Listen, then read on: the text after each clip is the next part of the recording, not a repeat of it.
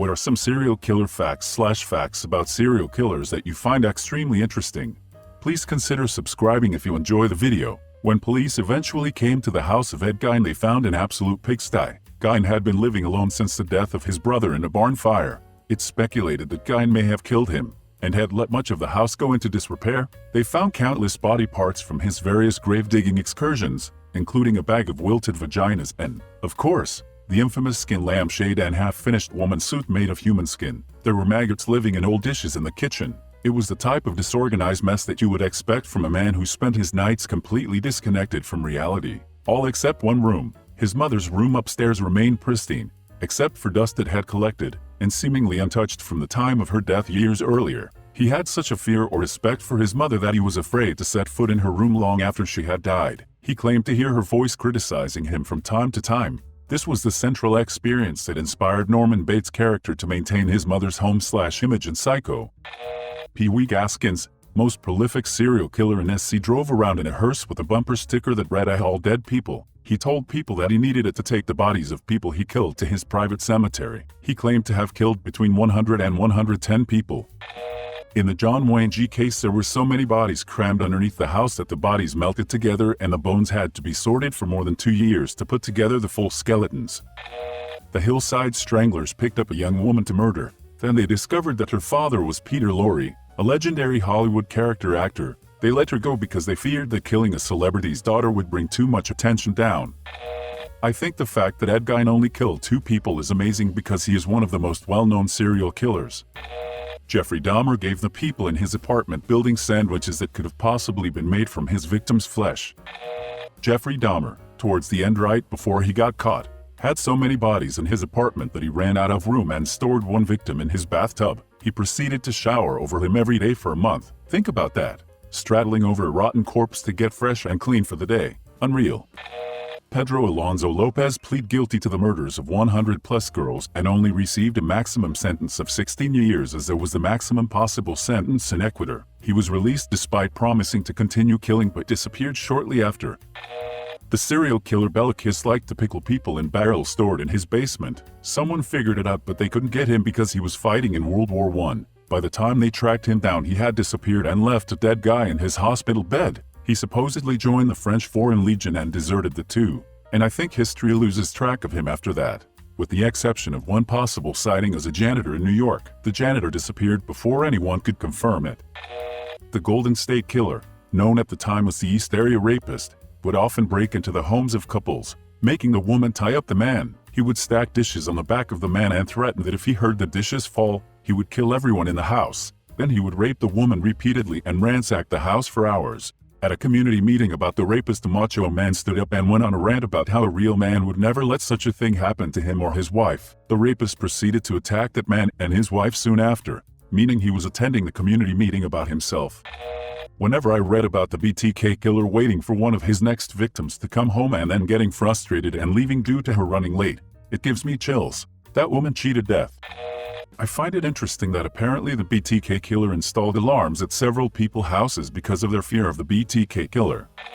Derangel Vargas killed and ate at least 10 people. He only ate men because he said their meat tasted better than women's. He also wouldn't eat fat people because he thought they contained too much cholesterol. Journalist Vlado Tedeschi was caught when he reported on his own crimes and included information that hadn't been released to the public and only the killer could know. Edit. More info on Tedeschi. Of the 4 women who disappeared, 3 were found displayed signs of being viciously raped, molested and tortured before being strangled to death with a phone cord. Though the police had initially revealed that the women had been strangled, they had not said with what. Noticing that Tedeschi had correctly named the specific type of phone cord used, they arrested him on suspicion of murder. After questioning him, they obtained a search warrant for his home. His house was filled with pornography and notes about the crimes. He had been carrying out the murders, then writing about them in great detail for the paper, as if taunting the police. I am surprised we don't hear more about Robert Hansen in popular culture. He would kidnap women and turn them loose in the Alaskan wilderness, where he would then hunt them down like animals and kill them. He didn't have the highest number of victims, but his method of hunting them for sport is absolutely insane. Mac Ray Edwards, he was a serial killer who worked for Caltrans. He'd kill his victims and then bury the bodies in places he would later help build the highways over. Not all his victims have been found. and many are very likely still under some of the California highways you may have driven over countless times. Albert Fish would stick needles into his pelvis when he was masturbating. Stick them so deep sometimes they would get stuck. He told this to police. They didn't believe him until they saw this ray. In the 70s there was a serial killer who was known for raping and killing women. He went on a dating show and the woman ended up choosing him, but luckily she canceled the date just before. You can find a video on YouTube. It's really creepy. Dennis Rader, also known as BTK Bind Torture Kill, started communicating with police after years of silence in like 2004-ish. He had gone decades without being caught and once again started sending taunting letters and items to them. He asked them if he could be traced if he sent them his writings on a floppy disk, and they assured him through a communication in a newspaper that no, they couldn't trace him. He sent them a floppy disk and they found metadata linking to his church. He was arrested shortly thereafter. He was hurt that they would lie to him because he thought they had developed a rapport. John Norman Collins used to pick up women on his motorcycle. The bodies of his victims, women, used to be dumped here and there, but they were always washed. Turns out he only killed women who were on their period. Also, he was referred to as John Norman Collins during his trial. He later changed his last name to Chapman because there was a lawyer in town whose name was John Collins, and this was a way to distinguish between them. Brazilian serial killer Little Petey murdered over 40 people in prison. He began by murdering the gang that killed his girlfriend and then stabbing his father, who was in prison for killing his mother. During a visit, he was well liked because he was considered a sort of vigilante avenger, despite killing indiscriminately within prison. No difference between drug possession and a murderer. Because of Brazil's odd sentencing laws, he could only serve a maximum of 30 years, and is currently a YouTuber and ranch hand, I think. Many years ago I read the entire police report on the Green River Killer. I was fascinated by his attempts to cover his tracks by buying new car tires and destroying shoes and getting new ones after murders, to avoid leaving traceable tracks behind.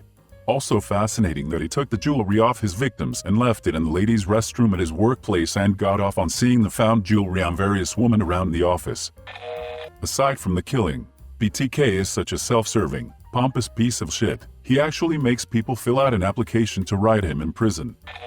Not necessarily the killer himself, but the use of DNA/ancestry websites to identify the chameleon killer and the Golden State Killer is fascinating.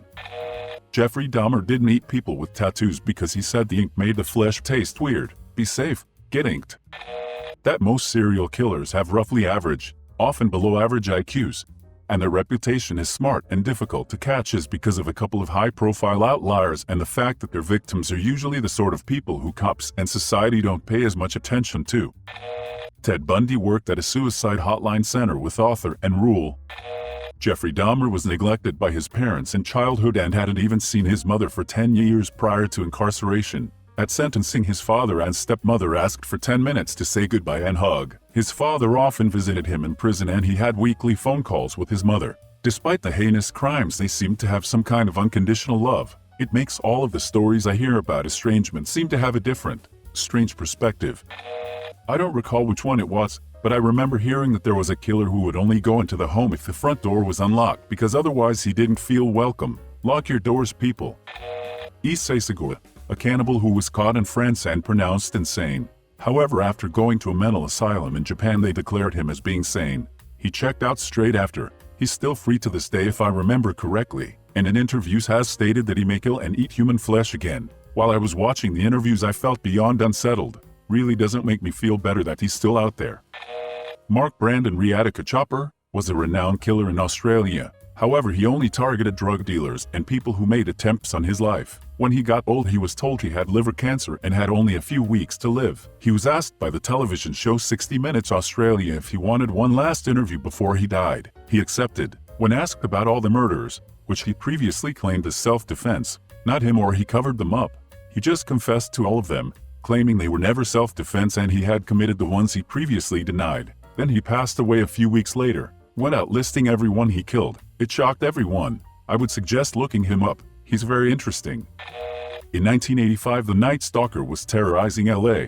I was a young Marine there and a friend asked if me and another guy would come stay the night since her parents had to go out of town. I thought it was silly. He hadn't hit Orange County, but anything to get out of the barracks. That night he hit just a few houses down in Mission Viejo. Some kid heard him and alerted his dad, who called the cops. That was the first lead they got. It has always bugged me that I didn't take it seriously at all, and it happened that close. I think we were pretty drunk that night. It was pretty sobering.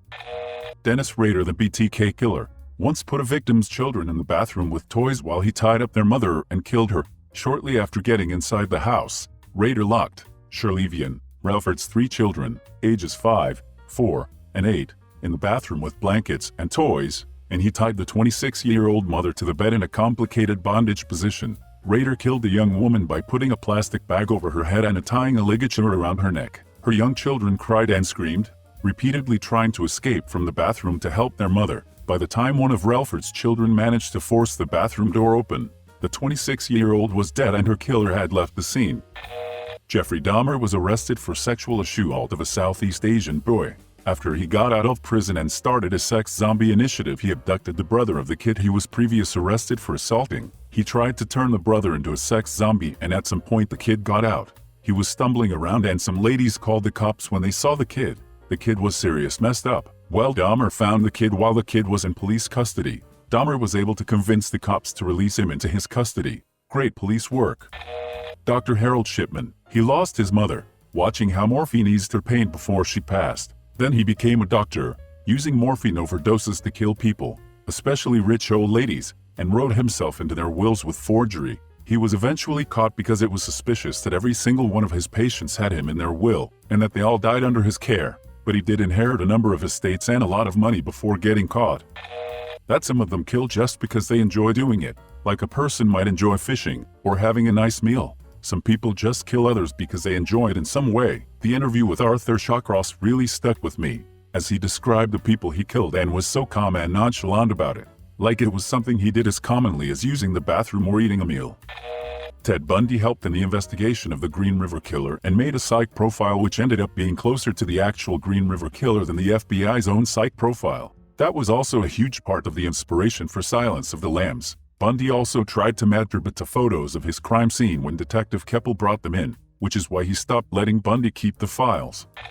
Richard Kuklinski killed a man and left his body in an oil drum outside of a diner just to see how long it would take for someone to investigate. He would order sandwiches from the place and sit on the drum while he ate. He also made a clicking noise with his mouth when he was angry. If you heard that, you were as good as dead. If you like serial killers, UFOs, conspiracy theories, and stuff like that, I can't recommend Last Podcast on the Left enough. It's insanely informative, and also insanely funny. Kuklinski is my favorite episode by them.